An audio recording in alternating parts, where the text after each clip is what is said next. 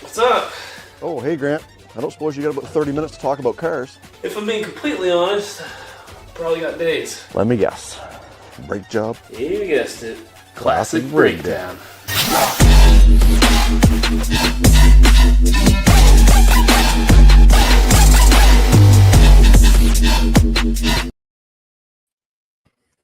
And we are back after that awesome intro.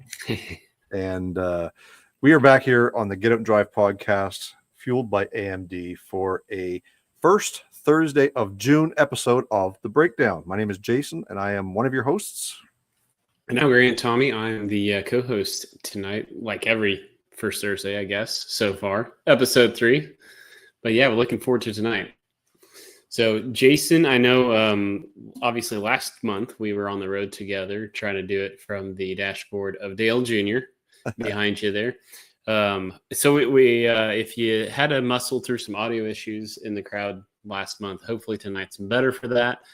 We think we have a fun little exercise tonight. But Jason, a little house cleaning before we get into that. Yeah, so one of the things that we also want to make sure that everybody knows is we do this as kind of I don't want to say behind the scenes, but along with the Get Out and Drive podcast. And the reason why we're doing it over here on this YouTube channel is so that you know where to find us every time that we do one of these episodes. We recently hit 2,000 subscribers over here, so thank you guys for that. If you're watching us now or in the replay, and you're not yet subscribed to Get Out and Drive podcast, I encourage you to do that now. Also, give this video a thumbs up. It really helps grow the channel. Second thing is, if you're not listening to the Get Out and Drive podcast anywhere that you listen to your podcasts, why not? John and I just recently recorded an episode of the Iraqi taxi. And I'm not going to get into details because if you don't know what that is, you're going to have to go over and listen to our most recent episode of the Get Out and Drive podcast. It's pretty interesting. It involves Canada and Saddam Hussein. It's an excellent story, and I hope that you guys have the opportunity to head on over there and check that out. So once again, thank you for 2,000 subscribers, and I'm sure that John, he's in the chat here. John, he's Custom Car Nerd in the chat. He is my co-host over there on the Get Out and Drive podcast, which we are fueled by AMD. I think that's a little bit of all the housekeeping that I wanted to cover. Grant, if I missed anything, please feel free to jump in.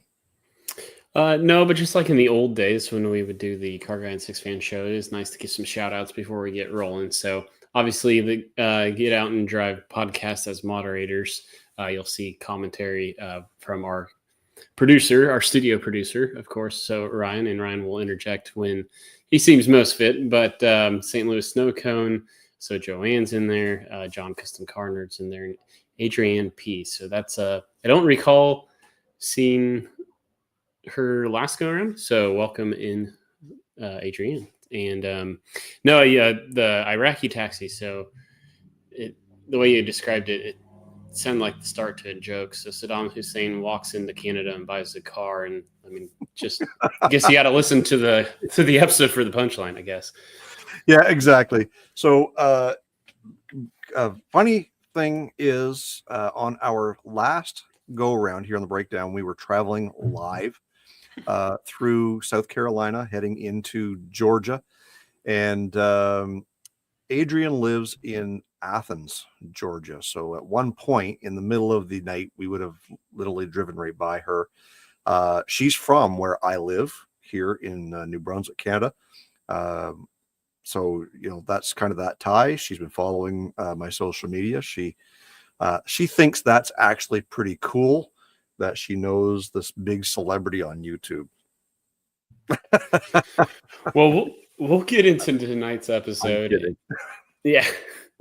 Yeah, I kind of just wanted to ignore and move on there. No, we'll move into tonight's topic. And so Jason and I, when we were tossing around ideas, it crossed my mind about a week ago. It's like, what if we did guilty pleasure builds? So, of course, if you know me and my YouTube channel, Straight Six Fan, I always talk about the tagline offbeat hot rodding. So everybody knows I'm not the biggest fan of the mainstream stuff. It's not because I'm literally not a fan of it. It's just because, you see it so often. And so it's just an opportunity for creativity. So I thought this would be a good topic where if we broke down car eras in about, call them like 8-year swings. That was kind of just by dumb luck. It felt like a lot of breakdowns, if you will, wound up being 8 years. So we just kind of homogenized that, starting from post World War II and worked our way up. We thought we would just take a stab at like plucking a car out of each of those eras, each of us. Of course, Jason and I will alternate. We're both not picking from every era, but just thought, let's pick something that is stuck up in these crazy heads of ours as something that might be cool, something that we would build if we had an unlimited budget. So we'll be talking through our selections, but also those like dream powertrain ideas. So Jason, you get to go first, and so you get that first era, which was, if I believe, so we're calling it post World War II up to 1954. Yeah. So if you guys follow my YouTube channel or follow my social media at all, you will know that we purchased at the auction a couple of years ago a 1950 Plymouth. And that is going to be my choice here for, the 46 to 54 era, only because I've had the experience to get my hands dirty on one of these cars. But more specifically, we're going with the two-door fastback, which I don't know the exact name. John in the comments can probably correct me, but I believe it was called a Plymouth Deluxe. Maybe it was a Super Deluxe. I don't know. But it is a fastback, and Ryan's got the picture up on the screen of a few of them. Now, this particular one that's up there now, the purple one, this is just the regular two-door sedan. So the trunk lid on this thing was a lot longer. And as we kind of flip through some of these, Ryan will show you what the different models look like. This, to me, this as a two-door sedan looks hokey with the trunk that sticks out like a big butt and the great big back window. I mean, if you go back to this one here, this is an actual fastback. So the roof line swoops down, joins the trunk. And if you flash up the picture of the old man's car from the front, I only gave you that one picture. These cars are very stylish in the fact that you gain style without having to chop, channel, slice, dice the body. These things look cool all on their own. If I had an unlimited budget, of course, it being a Plymouth, I'd likely stick some sort of a modern day Hemi in there. Probably, again, unlimited budget. We're probably going Hellcat. We're going supercharged. And I would like to have a manual transmission. Now, I grant a lot of these Hellcats, most of them, especially like the Demons, they all came in a automatic. We'd like to have some fun with this thing. I'd like the thing to scrape on the road on the way by, throwing sparks, big wheels and tires, and windows as black as night. So this particular color is something that I'm particularly fond of. Our dealership is right across the road from the local Chrysler dealership, and they had a Charger wide body in this, we're going to call it F8 green, with the gold wheels, and man, it looked awesome. So we got the paint coat off that. We gave the boys a call over there, and this is what Dad chose to paint this car. This car will be going up for sale very, very soon in its stock small block Chevy V8 fashion. And if you want to pay attention to that, make sure you're following me over on social media at Old Car Guy. This particular one, I think it just has an aura of it that from the 50s, this is when they started getting fat fendered, when they started getting away from the great big full fenders and running boards. Really shoebox style. I know Ford kind of coined that, but this is kind of shoebox style engineering, and this is what I really liked about these cars. So my pick, 1950 Plymouth, Hemi supercharged Hellcat, maybe a Elephant. Oh yeah, let's go Elephant. I got $2. So and a manual transmission. And I think that these cars really have so much more potential than just what you see here. Grant, what was your reaction to my choice here? Well, as you say, shoebox, I think that's the perfect juxtaposition. So as we do this, right, so we're picking our guilty pleasures, the things that the shoebox or the 49 Merc would have been probably the most popular pick in this segment. And so I love where you're going, especially, I always loved that color. I didn't realize it was a modern day Chrysler colors where you snagged it from. But as you were talking about the Hellcat in there and everything, is like in the gold wheels, like I was picturing that relationship, like kind of lean into that even more. Like love the color.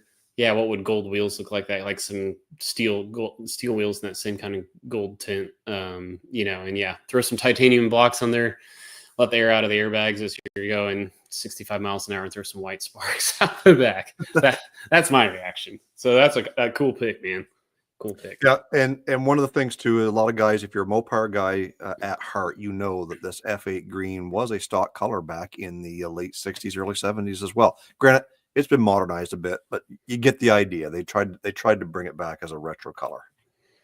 So we look forward to seeing what Grant has to offer for his first pick, and as we do that, we're moving up into the next generation, and of course, 55 to 63 offered, in my opinion, some of the most classy style cars on the planet. 55, 6, 7 Chevys, your big Crown Vics and all this type of stuff. That stuff is what everybody thinks of when you hear 1955. Grant, what was your choice for this time frame? Well, so for me, I'm going 1957 Ford Fairlane. So this is, and I apologize. Jason, I probably should have talked a little more. I only gave Ryan one pick to go with on each of my choices, so you're stuck with just staring at the beauty of this. So this is actually from Roadster Shop. They have a Survivor series. So basically, they find a Survivor car. They do these builds, and obviously they build their world class chassis underneath. But I mean, it's kind of everything we love about the Panther platform, but stuck in a 1957 body with some high diameter steel wheels. And so I guess if I'm going to deck out the powertrain here, I mean, I'm going to probably go T56 6-speed transmission behind. This is probably the first time you'll hear me go real mainstream with a motor. And so it's hard to picture anything else but a Coyote in this car for me. I mean, just something in. I don't know if I really even need a power adder for the Coyote. Well, let's do their, what is it? They have a 5.2 liter. We'll go with the big displacement version of the Coyote, whatever that thing's called. Just something that's going to be a good cruiser at highway speeds, but sounds gnarly. When you're wrapping it out at $8,000. Well, Ryan, now you've got me thinking. Maybe some buyer's remorse here, but I'll stick with that 5.2 liter. So, Jason, as you were describing this era, of course, obviously you can't think 55 through 63 without, you could probably bookend it, right? So you have the shoebox, or the Tri-5s, the 55 through 57 Chevys. And even for myself, everybody knows I'm, yes, Ford guy first, but very close after that, like Buick and Oldsmobile. Even a 56 Buick, in my opinion, is a fairly popular car in that era. And then you can bookend it on the N63 Impala. Those are probably the mainstream cars. What is your take on what I picked here? Yeah, I like this style car. I mean, they're in their plain. John mentioned it in their moonshine runner style. It's pretty bland, somewhat. But that's kind of the look you're going for. You're not necessarily going to stand out in the crowd, but the purists are going to look at that and understand exactly what you're doing. You're going to have a nice, comfortable ride. You're going to have all kinds of power, and you're going to simply just have a reliable daily driver. And that's one thing I regret about living where we live, is that we do have so much winter, is just to be able to drive these things like year around, not having to worry about the salt and rust and stuff like that. Having a roaster shop chassis under one of these things, like, that you've got something that's basically out of the factory good. Likely not going to have any issues with that. And it's a classic car, classic styling, but yet maybe not so popular in this particular trim level. So yeah, I'm okay with that. I like a little bit of bland, and I mean, if it had a little bit of patina, it would be even better. But I'm not mad about this one. Yeah, and Ryan's mentioning, what about even just a body swap on a Crown Vic chassis, a modern that like that'd be pretty cool too. And I hear what you're saying, Jason, about the simple styling, and I think two things came to mind when you said that. One, that just shows you how like popular the Tri 5 GM products were, because I bet Ford actually probably sold a good number of these, but Chevy just outsold them even more, like in that era. So these just get kind of lost and forgotten. You don't see it. But when you said simple design too, what it made me think of, like, obviously this era is very inspired by futurism, by going to the idea of going to space. Like that was still a thing that hadn't been done yet. So I actually like the simplicity of the body lines here, because I think it makes the tail fin section sing more, like that rocket booster kind of look. Like it lets that kind of pop out, and it's not competing with anything. So, yeah, I hear what you're saying. When you said simplicity, those two things kind of ran through my mind. But I think it's time we'll move now and graduate to probably undeniably the most like almost the pinnacle era, some might say, debatable, I guess, of Detroit automotive production, the muscle car era, of course. So we will move up to that next 8-year slot, 1964 to 1972. And Jason, take us away. Yeah. So, Ryan, before you get too trigger happy with showing everybody what you want, I want the blacked out one to be the last image that we show. So we're going to go through some of these 1970 Cadillac Fleetwoods. Grant and I had this exact conversation on the road trip from Washington, D.C. to Atlanta, that, if I had an unlimited budget, what would I show? And that unlimited budget would be, am I muted? Nope. If I had an unlimited budget, it would be a Cadillac Fleetwood from like the early 70s. And I like the 70 model. It is one of the longest cars ever made. It's got a straight side. The body line continues right from the front bumper all the way back to the tail fin. Long, slender. It almost looks like the car is chopped just right out of the gate. But of course, you could lower one of these things. I'm not a big convertible guy, but I wanted to put this picture in here because of exactly what we talked about with the Ford Fairlane, simplicity. Here is a bone stock convertible with some what looks to be maybe some Kelsey Hayes wire wheels on it and some white walls. They still have a classic look. But when you get into the four doors, I just think, you get the epitome of luxury, and this is kind of my design. I don't know if I would go with just a stock hubcap. I'd go with like a wheel that looks like a hubcap maybe. But this thing blacked out. It's a four-door hard top. You could put whatever you wanted in this thing for an engine. And I probably would go some form of turbocharged, maybe twin turbocharged LS. But if you could really wanted to get to the heart of the 1970 Cadillac, you'd do something big and beefy with that giant 500 cubic inch engine. I'm all about the quad headlights. Quad headlights are a big thing for me. I love them. And also keeping these things scraping on the ground is kind of my style. So again, we're going to bag it. There's a coupe. Oh yeah, there we go. There's a coupe that's been done. So I would like to have a four-door in this style. I'm into monochrome. I like the chrome, the bumpers that are painted to match, the grille that's painted to match. When those headlight covers close, it just kind of blacks things out. I actually don't even think those things had headlight covers, to be honest with you. But nevertheless, this is the idea that I have for the 1964 to 72 era in a blacked out, I guess you could call it a murdered out 1970 Cadillac.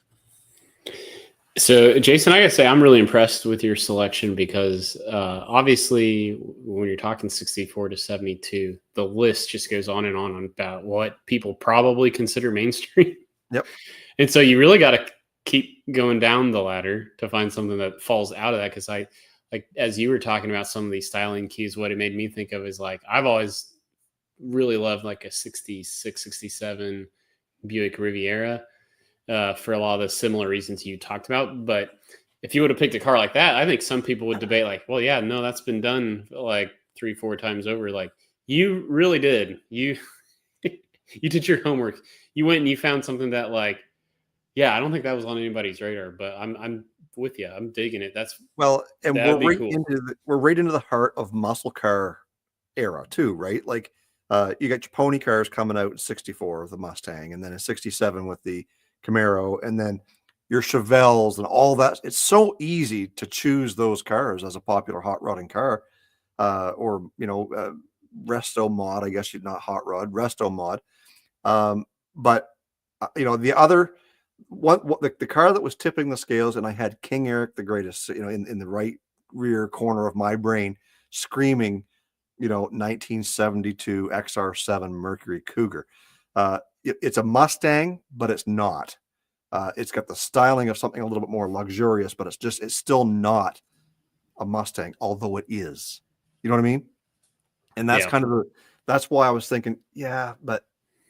And if he was here, I don't even know if he's in the chat, but if he was here, he'd be screaming at me. He'd be so mad that I didn't choose the Cougar over this Cadillac. But again, there's so many cars to choose from, and this was the hardest category in the whole damn lot, because, like Grant said at the beginning, we are at the pinnacle of style, horsepower, comfort, just looks. They were just so many good looking opportunities there in that era, but I had to go with the Cadillac. I like them big, I like them long, and I like them low. Yeah, and when you double down on the 4-door choice too, like that was crew cab for the win. Yeah, for sure. All right, so then we'll move on to 73 to 1981, and it always gets harder to dice up eras from this point forward. I always like to stop at 81 just because it truly represents the second gen F bodies was really 1970 to 1981, but I think of 1973 as like all the big blocks definitely had no compression in 1973. Like you could still kind of get a little compression up to 1972. Just everything changed. The 5 mile an hour bumpers. I always like to just think like if designers weren't throwing those stupid rules that they had to deal with, like, I just think the way Detroit reacted in this era was just the worst ways. But there's some really good looking stuff, I think, buried underneath of it. So I've always taken a liking to this era a lot. And so in a weird way, I'm going like more mainstream here than I normally would. And I like to select, I just think Pontiac knew what they were doing styling wise with their F bodies. And I'm going to lock it in between 1973 and 1976. Obviously, a Burt Reynolds 1977 Trans Am is so iconic. Everybody gravitates to that. That was probably the king of this era for what's everybody would gravitate towards. But I just think Pontiac, their designers figured out a way to still keep proportions in check through this 73 to 76. And it's just like, if you just had a high compression big block motor, like these things would have been every bit of a muscle car as their predecessors. They just weren't allowed to because of the government restrictions. So, yeah, I love 73 to 76 Firebirds just for that sole reason of proportions weren't gaudy and ridiculous. Although I love some of that stuff in this era. So, but yeah, let's go LS3. 6-speed. It's unlimited budget. Why stop at 5 when you can get a 6-speed? LS3 and all-wheel drive. Yeah, let's. Yep. Okay, you're changing my mind. All-wheel drive, and let's do the what's that transmission that the Unicorn had? The one like the what's that called? Where you just sit there and just tap the sequential. Sequential gearbox all-wheel drive. Yes. LS3, and I think I love turbos, but I think this needs like the centrifugal supercharger whine to go with it as you're banging those gears. So anyway, what say you, Jason? Well, first of all, if I had to call an audible here, I would say this was a little bit of a cheat, because these are some of the most popular cars of that era. I'm going to let you off the hook because later on, as we get down into one of my next categories, there's a little bit of a cheat there too. So I'm going to let you off the hook if you'll let me off the hook. All right. I do love these cars. Growing up, like you said, the Burt Reynolds Trans Am, the Bandit was like, that was the epitome of these F-body cars. But because of its popularity, I wasn't the type of kid at the time that said, oh, I want to have one of these cars just like everybody else, because then you are just like everybody. Yours doesn't stand out. So to have something like this obviously is like a Pro Tour type build. You can see that it's been lowered. It's got the big wheels on it. Those front wheels are wide. That's what made me think of all-wheel drive. I'm not saying this particular one is, but yeah, I like the style. I'm okay with the split grille. That's one thing about the Pontiacs in some of their cars that they carried on for years, was the split grille. Some were gaudy in this particular instance, in my opinion, and some were okay.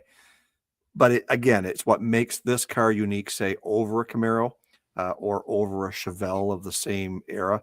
So yeah, I'm okay with this. Single headlight, I'll let it pass again. But again, as you guys know, I'm a huge quad headlight guy. So I like this car. I like your thoughts on it. Centrifugal supercharger, we haven't heard that one in a long time. For some reason, it just doesn't seem to be as popular, but easy peasy kind of bolt-on belt-driven power. Yeah, I think if you had to crown the champ of 73 to 81, it's got to be the 77 Trans Am.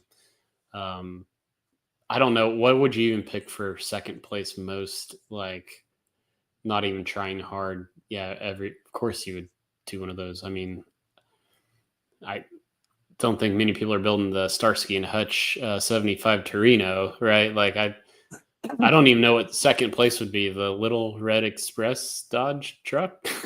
Well, again, I guess we really didn't specify truck or car, and surprisingly, I don't think either one of us picked a truck. But yeah, I mean, Little Red Express was later on in 77 or 78, 79, I believe.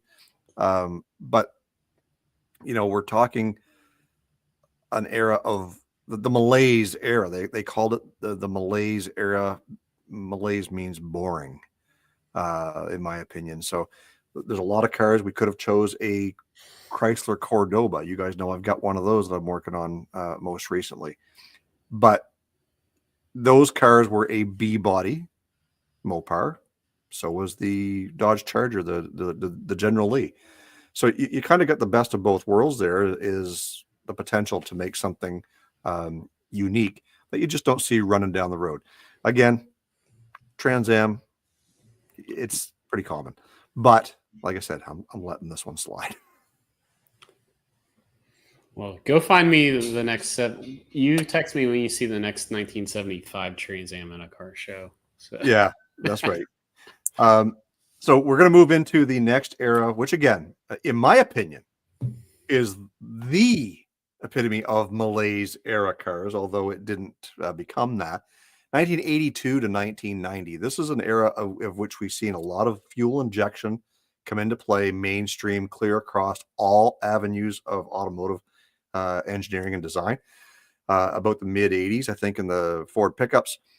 I'm going with the 1989 ish, because there's a few different years there, but when they started rounding out the headlights a little bit on the Crown Victoria wagons, these things were still around. They still offered wood grain. They still offered the awesome turbine wheels and the rear facing third row seat with the roof rack. And of course, in this era car, they were still running the 5-liter small block Ford.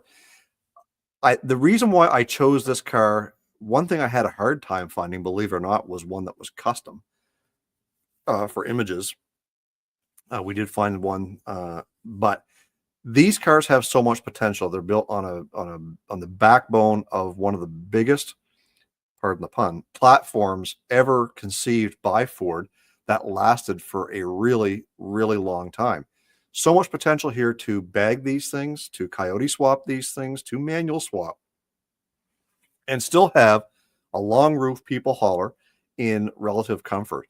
If I was going to go whole hog on one of these things, coyote swaps are the big thing. But guess what? They're getting overdone. We're going bigger. We're going Godzilla.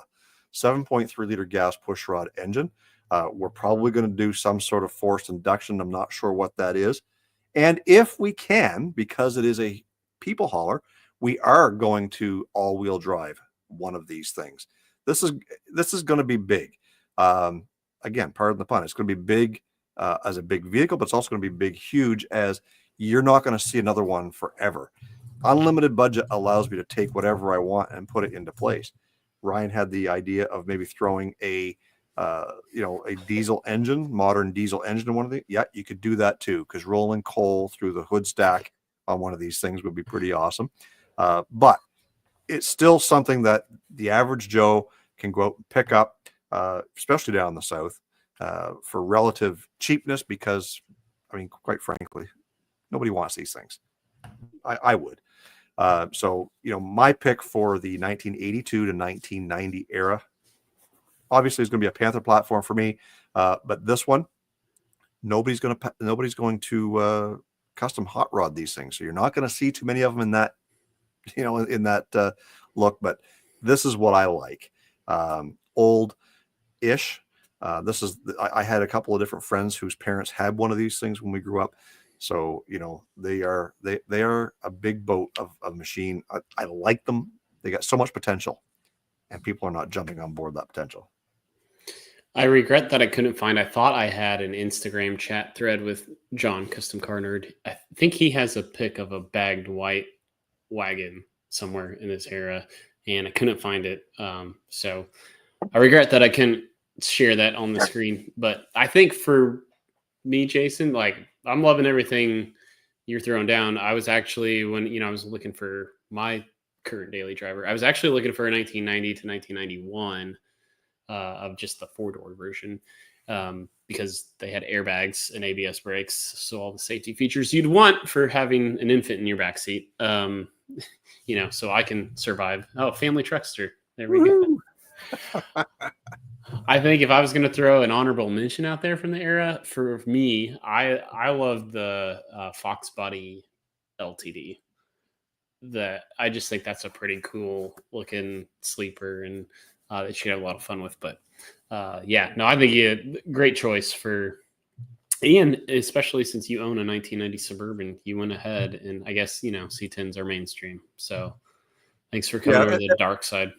That's why I didn't go. I mean, they are the square body platform of trucks spanned over 15 years in the pickups, and 18 years in the Suburbans and bigger trucks.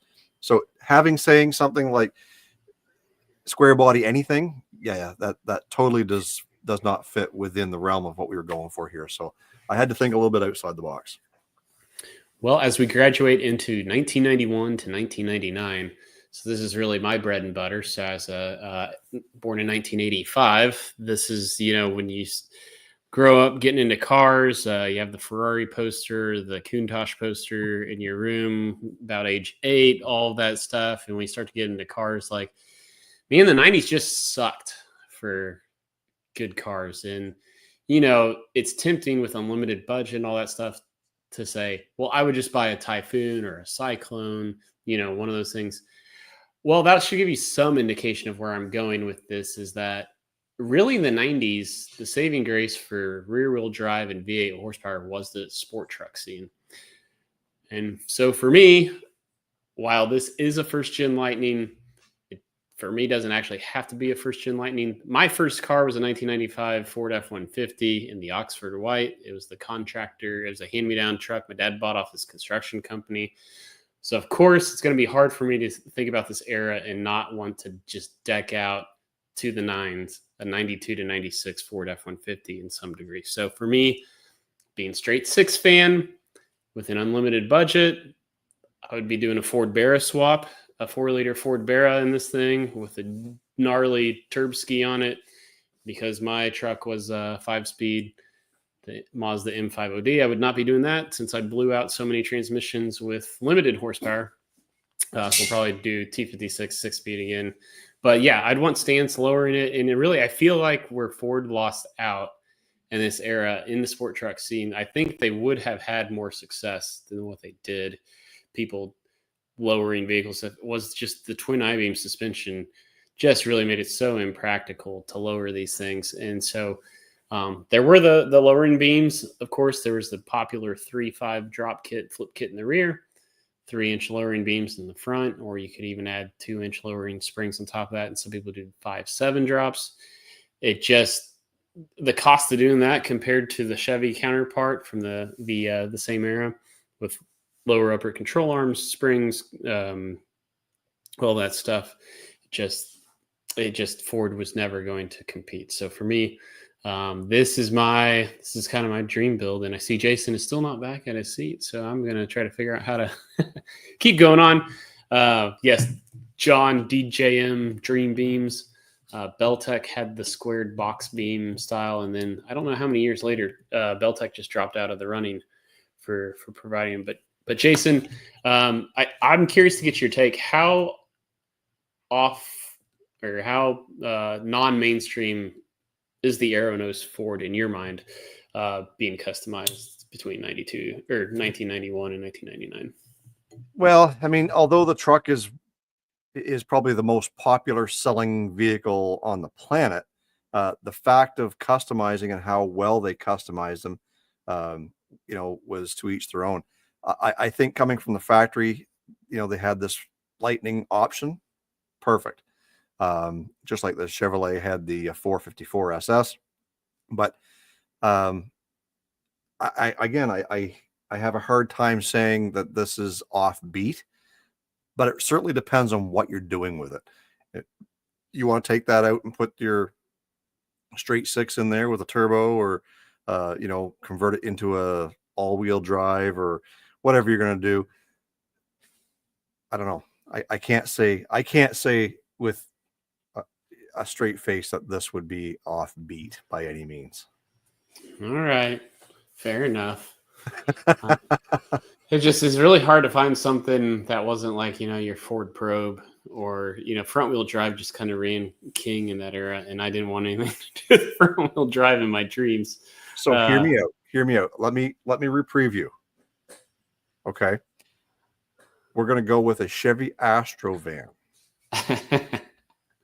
Okay, you've got you basically got a small block Chevy option to put in there, again, if you all-wheel drive or not. But you can lower that thing down, you can airbag it, you can put whatever drivetrain you want in it. But again, as popular as they were, nobody was customizing it. So there's an opportunity there to take something like that and say, hey, let's turn this thing into something that everybody wants to see. Unlike an F-150, everyone's got one, right? That's a good honorable mention, because essentially, the all-wheel drive version is the same drivetrain for the Cyclone, right? So you could build the Cyclone version in a van format, but yep. I don't know. I guess in my defense, I would put the 92 and 96 Ford F-150 for this entire era, well behind, obviously, like the C5 Corvette, the third gen F bodies, like the Camaro. I think way more people are modifying Camaros than Firebirds. The SN95 or Fox body Mustangs, of course. So I think, and then people were lowering S10s, and then, of course, the OBS Chevys. I feel like this truck is at best number 7 on that list of popular dream cars, if you will. Well, if we're talking popular dream cars and we're talking and here's where I'm cheating. You capped me at 1999. I'm going back to 1999 because this is the last year that the Mercedes E300 was available in a diesel with the OM606 drivetrain, inline 6-cylinder turbo diesel, bulletproof as a Cummins. You could get the power out of it as a 2JZ. These things were tough as nails, and it's a sleeper. So you can take these cars, crank up the fuel, have a lot of power on a stock bottom end for very, very little money.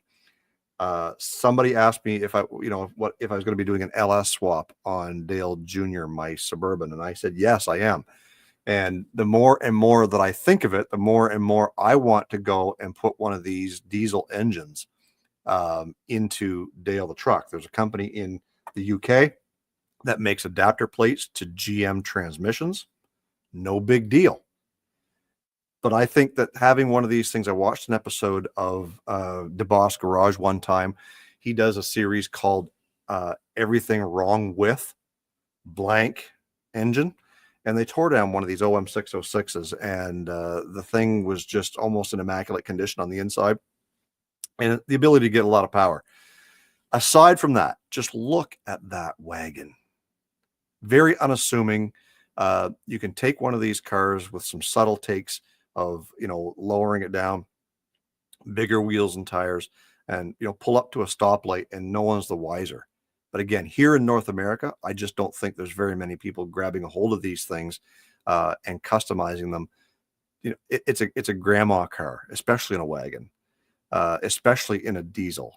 So let's take one of these things. And again, Grant cheated earlier. I'm cheating on this one here. We're going from 1999 to 2008 with this era, and we're choosing the Mercedes E300D. They're just such a stylish car. One of the things I did not like about this era car was the seemingly quad headlight looking design of the oval headlights, because one of them is a turn signal. I didn't really care for that. I like the square or the dual round. Either way, you could modify one of these things however you wanted to. Those wheels right there, in my opinion, those are just cherry. I like that. They're big. They're not necessarily really stylish, but on this silver car, they really fit that. So you get that in a silver wagon, lower down a couple of inches, crank up that OM606, and away you go. Off to the races. Yeah, if I was choosing a diesel today, it would not be a Cummins. It would not be a Power Stroke. It would be one of these. Hood exit exhaust then in your dream build, or again, we're going sleeper. So like we're tucking all that stuff away. Okay. Yeah, that'd be pretty gnarly. And I mean, who else has done it before? So tractor flap all the way. Yeah. No, good choice, man. So again, there's lots of cars to choose in the 2000 to 2008 era. There's the Impala SS type of car, which you could actually have gone to the Pontiac GTP, Grand Am, Ram Air. But again, those are mainstream. We're trying to steer away from that, or at least I was. Maybe not Grant. But anyways, we're trying to steer away from that and go to the offbeat style of hot rodding. And I think that with that particular one, it is offbeat. You just who sees a Mercedes diesel wagon every day? You don't. It's just one of those things. So I will close it out and wrap us up with the final era. So we just ended up doing.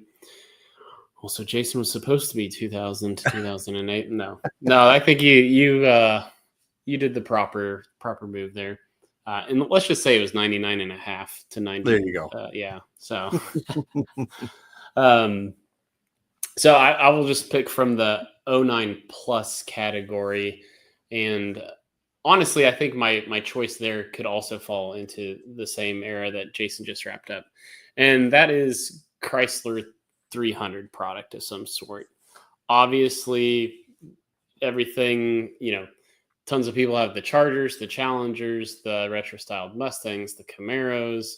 I feel like these get kind of lost in the conversation, and I've just always loved their styling. And then now that I'm the owner of a four-door luxury sedan that tries to act like it has performance, it just feels like I've always just loved the kind of audacious grill in the front, the just big bass mouth grill.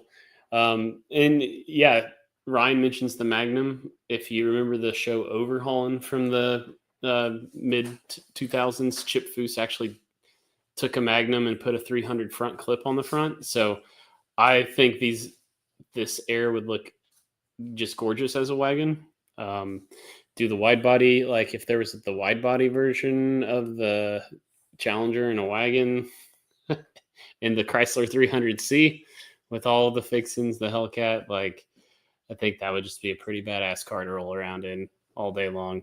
I just really do feel like, again, these are behind your Mustangs, Camaros, Challengers, Chargers, C8, C7, Corvettes. Like these fall down probably maybe 10th on the list for most approachable Detroit cars in the era. You could even put the Panther platform in there above these. I think more people have done those than these. So again, I guess I'm letting you down, Jason, on how offbeat I've gone on selections, but I do really feel like it probably makes the top 10, but it's probably at number 10 if it does. Yeah, and again, it's a little bit offbeat because most guys are going for the Charger, the Magnum, the Challengers, like, and these cars do kind of stand out a little bit on their own because of the fact that they, in my opinion, are a lot more stylish than the others, but not so offbeat necessarily. I'm with you on it. I think they're great cars. I think it's a great platform. I think there's a lot of opportunity to, customize these with some of the other platforms, like the, putting the 300 front end on a Magnum, which is a common thing. But at the end of the day, I think that this particular experiment or exercise allowed us a little bit to try hard to think outside the box and see what was out there, and let you guys know where our thoughts are on some of these things. Like, no one says that you've got to be right on board with everything or whatever the going trend is. You can go a little bit off to the side, offbeat, and see what what's out there. Let us know in the comments of this video. Did we overstep? Did we understep? Were we too far gone? Is there something that we missed? Is there a better option out there for some of these vehicles that maybe we just didn't think of? Maybe we did think of it. We just chose something a little bit different. Either way, let us know in the comment section down below, and tell us, is this something that we should do? Again, Grant, maybe we should say, let's specify pickup trucks, from each era and go from there. We did cars mostly this time around. Maybe it's another opportunity to exercise our creativity in offbeat hot rodding for pickups. Anyways, I think that's everything that we have. We ran a little bit long tonight. We're about 17 minutes over what we normally plan to do. Grant, is there anything else you want to add before we close out this episode of the breakdown? No, I think you captured it perfect. I would. Oh, hey, I pulled the Jason. I think you wrapped it up pretty well, Jason. You said about everything I wanted to. I would love to hear from the chat. What did we miss on? And I think that's, ultimately when we talk about YouTube success, it's always good to get the comment section fired up a little bit sometimes. So, and then as you mentioned, if you enjoyed it as you're watching the replay, if you want us to kind of take this further, if you want us to take a spin on it again, like Jason said with trucks or whatever, like, by all means, give us the ideas too, and we'd love to talk about it. We just hope you guys tune in next month, the first Thursday of July, to catch episode 4 of the breakdown.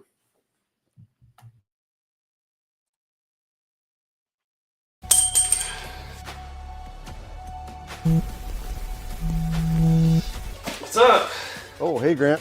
I don't suppose you got about 30 minutes to talk about cars. If I'm being completely honest, probably got days. Let me guess. Brake job? You guessed it. Classic breakdown.